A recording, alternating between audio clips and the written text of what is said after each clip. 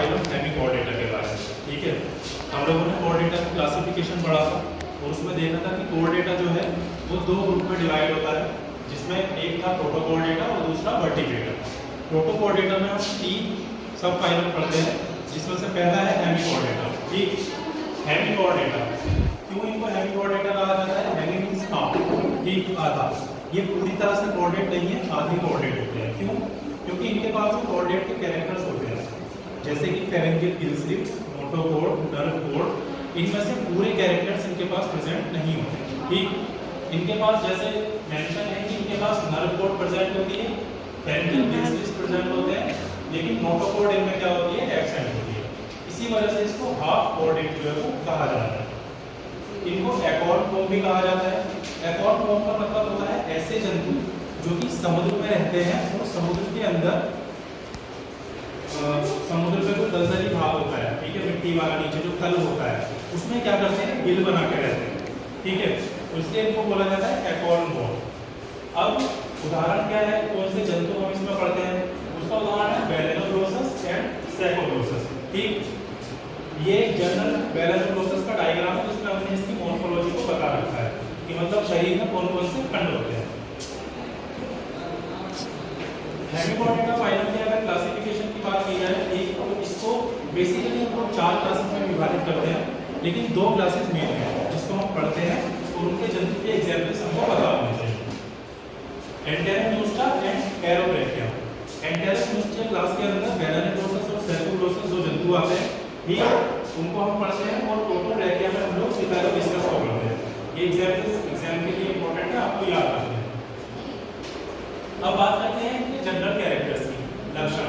ठीक, क्या क्या लक्षण हैं जंतु में जिसकी वजह से हम इनको हेमिकोडेटा सब फाइलम में रखते हैं? इसमें पहला है मरीन और दूसरा है बर्रोइंग। मतलब ये जंतु जो है वो वाटर में रहते हैं, और कौन से वाटर में? सॉल्ट वाटर में, मतलब मरीन, समुद्र में पाए जाने वाले ये जंतु होते हैं। बर्रोइंग का मतलब होता है मिट्टी के अंदर बरो, ठीक है, मतलब गिल बनाने रहने वाले जंतु, उनको बोलते हैं बर्रोइंग। तो समुद्र का जो तल है, उसकी जो रेत या बालू ऐसी मिट्टी होती है, उसमें ये लोग रहते हैं। ठीक, ये टिप्लोप्लास्टिक और सीलोमेट होते हैं। टिप्लोप्लास्टिक का मतलब होता है कि इनके शरीर में जर्म लेयर का जो स्तर होता है, ठीक, एक्टोडर्म, एंडोडर्म एंड मेसोडर्म, ये तीनों इनमें क्या होती है? प्रेजेंट होती है। साथ ही सीलोमेट होते हैं। मेसोडर्म से जुड़ी हुई एक कैविटी होती है जिसको बोला जाता है सीलोमेट, वो इनके अंदर सीलोम प्रेजेंट होती है, उस कारण इनको सीलोमेट कहा जाता है। Body divided into proboscis, trunk and Cola. अब जो इनकी होल बॉडी होती है उसको हम लोग 3 भाग में विभाजित कर सकते हैं। जैसे यहाँ देख सकते हो कि बेलेनोग्लोसस है, बेलेनोग्लोसस को हम 3 भाग में विभाजित किया जा सकता है, प्रोबोसिस, कोला एंड ट्रंक। ठीक, प्रोबोसिस हेड वाला पोर्शन होता है जो एक्सटर्नल होता है, ठीक, बीच का जो होता है उसको हम लोग कॉलर बोलते हैं, जिससे हमारा नेक का पोर्शन है, and third one is trunk. ठीक, ट्रंक लाइक अ सूंड जैसी स्ट्रक्चर होती है, इस वजह से इसको बोला जाता है ट्रंक। ठीक, इसके बाद है डाइजेशन। डाइजेशन का मतलब होता है इनके अंदर जो पाचन होता है, ठीक है, जो ये खाते हैं वो कैसे डाइजेस्ट करती है बॉडी। ठीक, तो उसको वो करती है ये कंप्लीट डाइजेशन के थ्रू। कंप्लीट मतलब डाइजेशन 2 प्रकार का होता है, एक इनकम्प्लीट और एक कंप्लीट। कंप्लीट का मतलब होता है कि जब माउथ से लेके एनस तक डाइजेशन जो है मल्टीपल फेज के थ्रू डाइजेस्ट होता है। ठीक, जैसे आप लोग खाते हो, मुंह से खाओगे, आहार नाल के थ्रू होता हुआ वो डिफरेंट स्टमक में जाएगा, इंटेस्टाइन में जाएगा, फिर बॉडी से बाहर निकलता है। ऐसे डाइजेस्टिव सिस्टम जो होता है, ठीक, कुछ जंतुओं का होता है जो कि इनकम्प्लीट होता है, उसमें या तो एक्सटर्नल सरफेस के थ्रू डाइजेशन हो जाता है, जैसे कि किसमें होता है एक्सटर्नल सरफेस? अमीबा। ये इसमें क्या होता है? बॉडी से ऑस्मोरेगुलेशन के थ्रू गैसेस निकलती हैं और डाइजेशन वगैरह में जो है वो एक्सटर्नल होता है। इसके बाद आता है circulatory system. Circulatory system closed type का है इनके पास। यूजुअली 2 प्रकार का सर्कुलेटरी सिस्टम होता है, क्लोज्ड एंड ओपन। क्या डिफरेंस है क्लोज्ड एंड ओपन में? ओपन में जो सर्कुलेटरी सिस्टम होता है, इसमें ब्लड जो होता है, ठीक है, वो उसमें सारे टिश्यूज जो है वो बात करते हैं।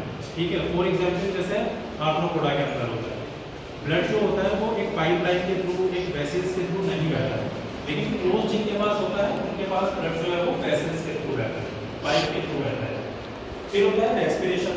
इनमें रेस्पिरेशन के लिए जो स्ट्रक्चर है उनका नाम है फेरेंजियल गिल स्लिट्स। गिल्स जैसी स्ट्रक्चर होती है, ठीक है, जिनसे ये रेस्पायर करते हैं बॉडी सरफेस पर। बाद में है नर्वस सिस्टम।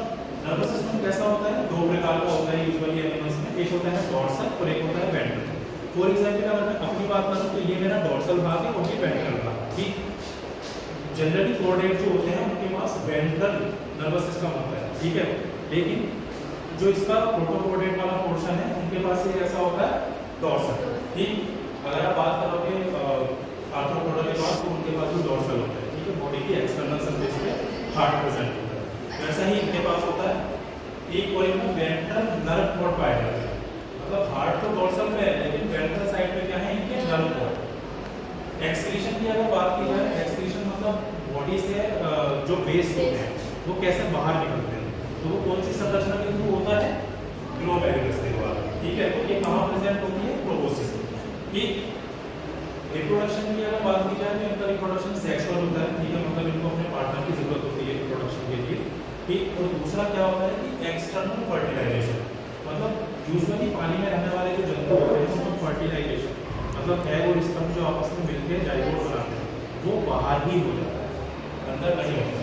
डेवलपमेंट की अगर बात की जाए तो डेवलपमेंट मल्टीपल फेज के थ्रू होता है, जिसमें एक फेज है indirect tornaria larva. Development direct और इनडायरेक्ट दो प्रकार का होता है, इसमें कैसा होता है इनडायरेक्ट, और कौन सा लार्वा होता है इसमें टॉर्नेरिया, ठीक। वो हम पढ़ रहे हैं, ठीक है, उसका नाम है बेलेनर प्रोसेस, ठीक। बेलेनर प्रोसेस की अगर क्लासिफिकेशन की जब हम बात करते हैं किसी भी जंतु को हम सबसे पहले क्लासीफाई करते हैं। क्लासिफिकेशन का दूसरा नाम होता है कि उसकी सिस्टेमिक पोजीशन क्या है, ठीक है। तो ये फाइलम हेमिकोर्डेटा का जंतु है, ठीक। हेमिकोर्डेटा मतलब आधा कॉर्डेट कहा जाता है। क्लास जो होती है वो ऐसा ना बनता है शुक्राणु, ठीक है। ऑर्डर जो होता है इसको एंटेरोन्यूस्टा इंसर्टी, ये इसके ऑर्डर का नाम है। फैमिली कौन सी होती है, वो होती है टाइकोडेरिडी, टाइकोडेरिडी इसमें पी साइलेंट है। जीनस हो गया बाइडेनोलोसस, ठीक है, और स्पीशीज डिफरेंट होती है अलग अलग प्रकार की, तो उनमें से दो स्पीशीज को यहाँ मेंशन किया गया है, एक है कार्डोसस और दूसरी है क्लेविगेरिस, ठीक है। ये दो यहाँ पे स्पीशीज के नाम। अब अगर इसकी संरचना की बात की जाए, मॉर्फोलॉजी दिखने में कैसा होता है, तो शरीर में तीन भाग होते हैं, main proboscis, head region, neck region, Cola, और लास्ट में थर्ड रीजन जो इसका होता है सूंड जैसा, उसको बोला जाता है ट्रंक, ठीक।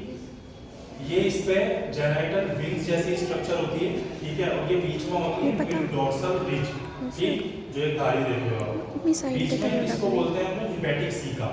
हिपैटिक मतलब लीवर वाला काम ये करता है, ठीक है। हिपैटिक का मतलब होता है लीवर, ठीक है, तो लीवर वाला जो काम है वो ये पोर्शन करता है, ठीक। ऐसे ही आपको ये जो जनरल कैरेक्टर्स हैं बेलेनर प्रोसेस के बारे में पढ़ने हैं कि इसका हैबिटेट कैसा है, मतलब ये मरीन होगा, ठीक है, और इसके बाकी फीचर्स क्या है, कैरेक्टर्स जो है ट्रिप्लोब्लास्टिक सीलोमेट बॉडी, जो हम लोग इसके क्लासिक कैरेक्टर्स पढ़ते हैं, ठीक है। यही कैरेक्टर्स जब हम किसी फाइलम के पढ़ लेते हैं, जैसे हम लोगों ने यहाँ पे हेमिकोर्डेटा के पढ़े, तो अब कोई भी जंतु हो हेमिकोर्डेटा का, ये वाले कैरेक्टर सब पे अप्लाई है, ठीक है। तो अल्टीमेटली आप हेमिकोर्डेटा के कैरेक्टर्स पढ़ रहे हो या फिर आप बेलेनोफिलोसिस के कैरेक्टर्स पढ़ रहे हो, तो दोनों सेम, ठीक है। इसीलिए अगर आप फाइलम के कैरेक्टर्स पढ़ लेते हो तो ज़्यादा सही रहता है, क्योंकि उस फाइलम से रिलेटेड कोई भी जंतु अगर रहेगा तो आपको वही कैरेक्टर्स उसके नोट्स में लिखना है, ठीक।